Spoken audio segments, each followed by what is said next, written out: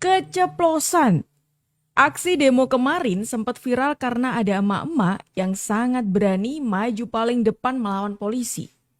Bahkan di orasinya, si emak-emak ini mencaci maki presiden segala. Katanya, Prabowo mundur ganti Anies. Waduh, lah ini.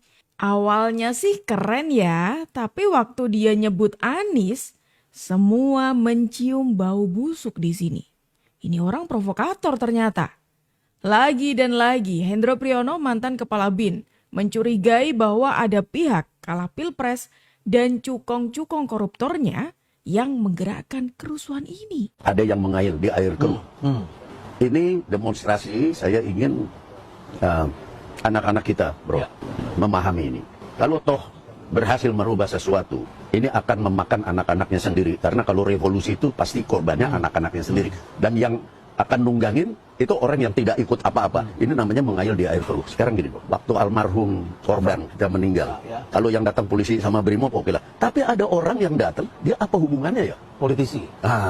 Jadi itu saya lihat udah mulai ada yang mau memancing di air keruh. Itu yang pengen lihat. Itu kan kita lihat di TV lu, keselitnya apa hubungannya ya orang ini? Oh datang, lah padahal yang mestinya datang minta maaf kan udah ya polisi, presiden minta maaf itu memang harus tuntutan penuh itu secara moral yes. Tapi kalau datang orang kecil lu apa hubungannya lu? Nah ini kan ada gejala memancing di air keruh dan itu selalu terjadi di setiap revolusi. Oh ini kecurigaan seorang mantan kepala BIN teman-teman. Ketika kemarin sempat bahkan sampai detik ini pun masih sangat panas sekali. Ada demo di mana-mana. Kemudian sampai kemarin ada korban jiwa juga ya.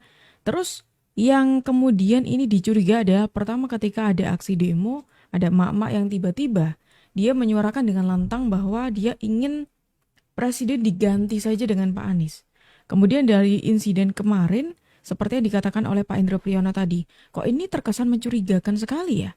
Apalagi kalau kita bicara soal kebijakannya Pak Prabowo beberapa waktu belakangan, bahkan di era kepemimpinannya ini kan Pak Prabowo lagi tegas-tegasnya untuk memberantas para gembong-gembong korupsi ini.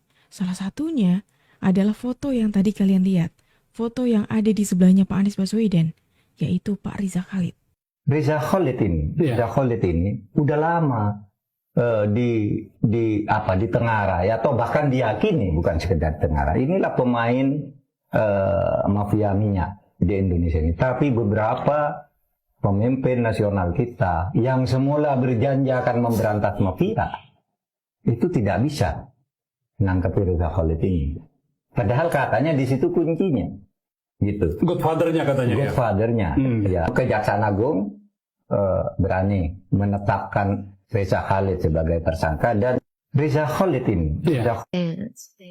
Kenapa tiba-tiba negara ini berani sama Reza Khalid? Kalau saya menduga ya, itu karena sudah diizinkan oleh Prabowo. Jadi prakondisi yang menimpa kejaksaan, kan kejaksaan ini selalu terhambat ketika mau menindak orang-orang tertentu. Sehingga merasa kejaksaan ini tidak leluasa, lalu dibuatlah satu kebijakan yang sebenarnya melanggar kebijakan yang umum berlaku, bahwa pengamanan terhadap jaksa dan keluarganya itu kan polisi. Lalu Pak Prabowo diberi TNI kan yang mengamankan. Alasannya tidak masuk akal karena di kejaksaan ada TNI, sejak dulu ada TNI. Satu.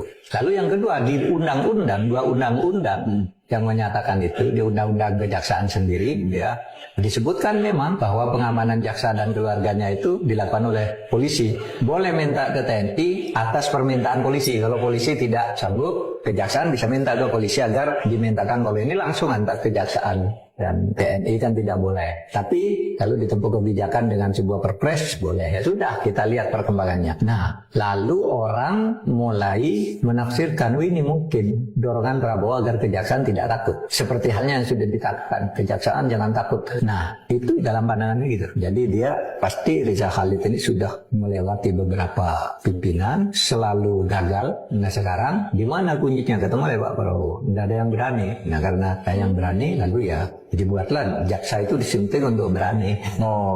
Ini menurut saya, meskipun tidak pasti sih, namanya gejala hukumnya kan seperti itu. Kok sebelum ada ini tidak berani, sesudah ini kok berani kan gitu kira-kira. Tapi gini, Anda jangan terlalu banyak menafsirkan. Prabowo tuh pikirannya gini gitu. Nggak mau dia.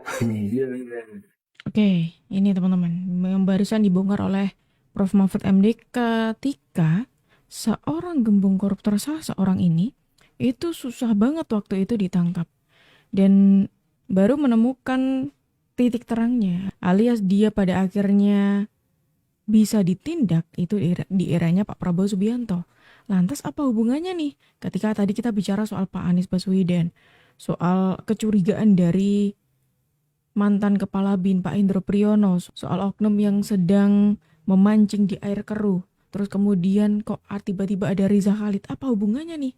Ternyata faktanya mereka itu punya hubungan erat, teman-teman. Dengan ditetapkannya si Riza Khalid ini jadi tersangka, kira-kira nih bakal ada narasi kriminalisasi nggak ya? Hah?